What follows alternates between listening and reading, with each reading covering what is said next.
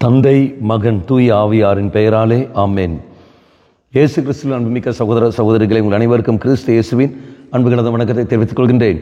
இந்த நற்செய்தி பாகமானது லூக்கா நற்செய்தி 11ஆம் அதிகாரம் 29 முதல் 32 வரையுள்ள திருவாக்கியங்கள்.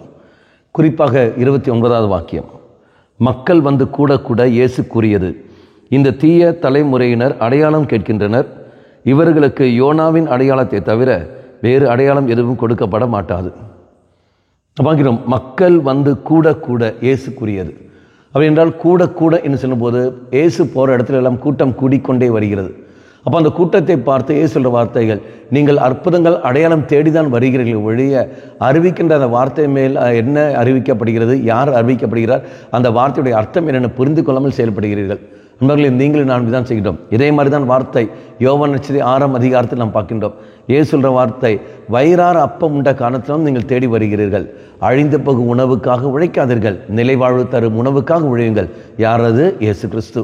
அவர் இயேசு கிறிஸ்து அற்புதம் அடையாளம் செய்ய காரணங்கள் அவரை ஏற்றுக்கொள்ள வேண்டும் என்பதற்காக தான் ஒழிய தான் தெய்வம் என்று தான் இறைவனுடைய பிரச்சனை உங்கள் மத்தியில் உண்டு என்பது நீ உணர வேண்டும்.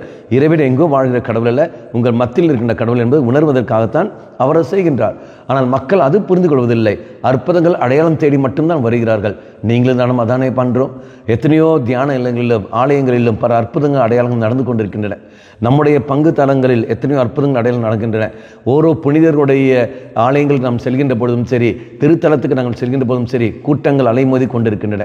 அங்கு நாம் எதற்காக போகின்றோம்? அற்புதங்கள் எனக்கு நடக்கட்டும், அடையாளங்கள் நடக்கட்டும் என்ற எண்ணத்தில் போகிறோம் ஒழிய அந்த புனிதரை போலவே நானும் விசுவாசம் வாழ்க்கையில் வளர வேண்டும், இதோ இவரை போலவே நானும் விசுவாசம் வளர்ந்து உயர்ந்து வர வேண்டும், அந்த எண்ணம் நமக்கு அங்கு வருவதில்லை.